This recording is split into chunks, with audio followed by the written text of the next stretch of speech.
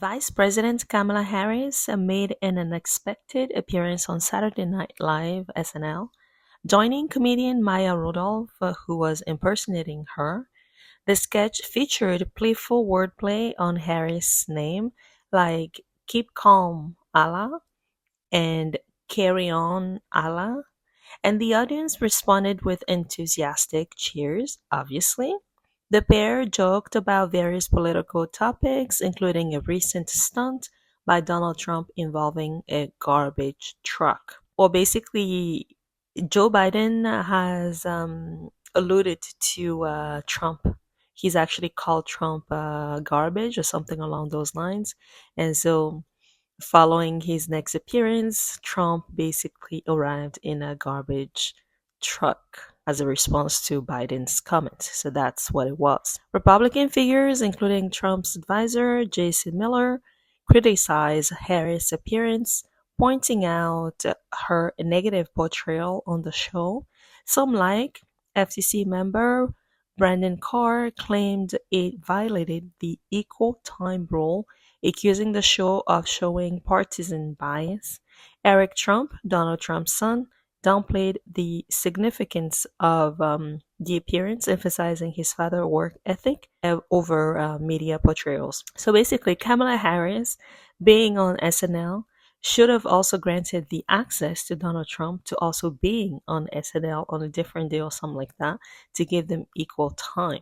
But instead, only Kamala was able to show up. And some are saying that Kamala was actually granted that access because she's losing the race, or she's her supporters are not coming through for her as much as they thought, and so they wanted to SNL wanted to help her at all costs to reach her goal to becoming the first female president of the United States, and so that's the mindset behind it.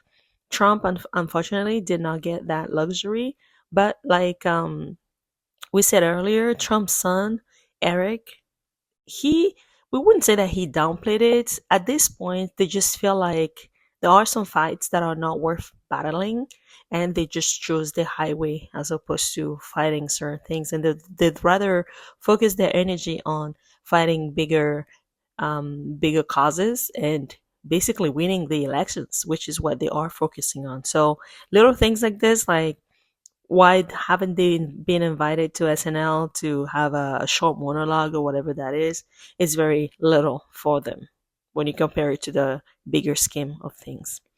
Harris made the surprise visit to New York during a busy campaign schedule, so they say, as both she and Trump are focusing on key battleground states with the election rapidly approaching. Also, on the same night, the cast of Saturday Night Live aired a spoof campaign ad for veteran New York politician Harvey Epstein, who's running for city council.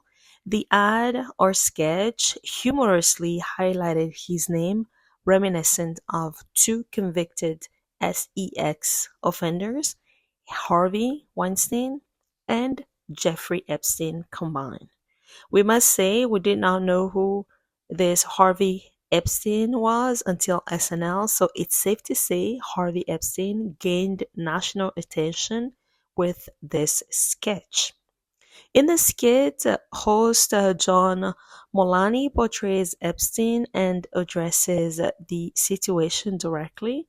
The skit goes as so: "Is my name ideal? Of course not."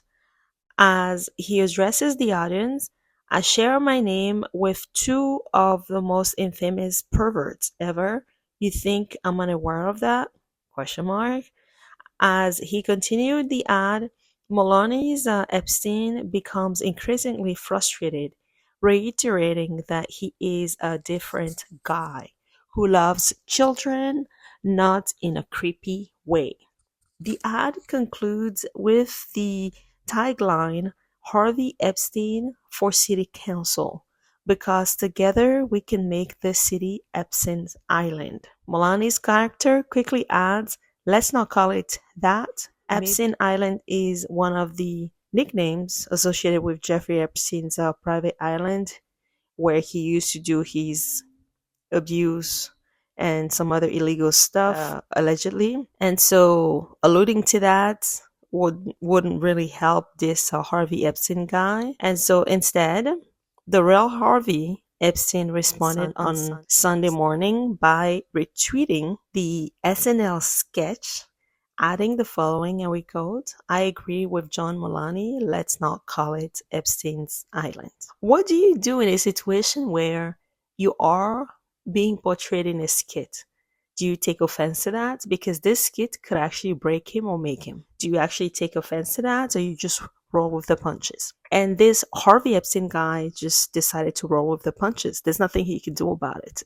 His name is what it is. He's not going to change it now. In a follow-up tweet, Harvey Epstein echoed his comedic counterpart in distancing himself from Weinstein and Jeffrey Epstein, and asked his newfound followers to consider donating to RAINN, RAINN, an organization that supports survivors of sexual assault. As noted in the ad, Epstein is currently a District 74 Assembly member running for City Council in District 2. He has served in the Assembly since 2018 and spent 14 years on Community Board 3. So if anybody's in New York and you see this guy's name, obviously study his policies and vote for him if he speaks to you. His name is his name.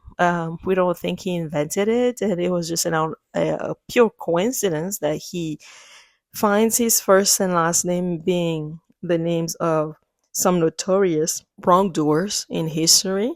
Unfortunately, he has to live with it and make the best out of it. That is all we got for you right now. Obviously, don't forget to subscribe to our channel. If you like this story, subscribe, and let us know what you would like to see more on this channel, and we will try and make that happen. If you are a US citizen, you haven't voted yet, please, please, please go vote. It's the only way you can express yourself. Whether your candidate wins at the end of the day or not, it is the only way you can actually voice your opinion. So go ahead and cast your vote for whomever candidate you believe represents you the most or speaks to you the most. This is more critical than ever. Election polls, we don't know when election polls will be closing. However, the last day to vote is tomorrow, so that will be Tuesday, November 5th. So make sure you check these information on the website iwillvote.com, and it will tell you exactly where the polls are in your city, in your state. We'll see you in the next one. Bye for now.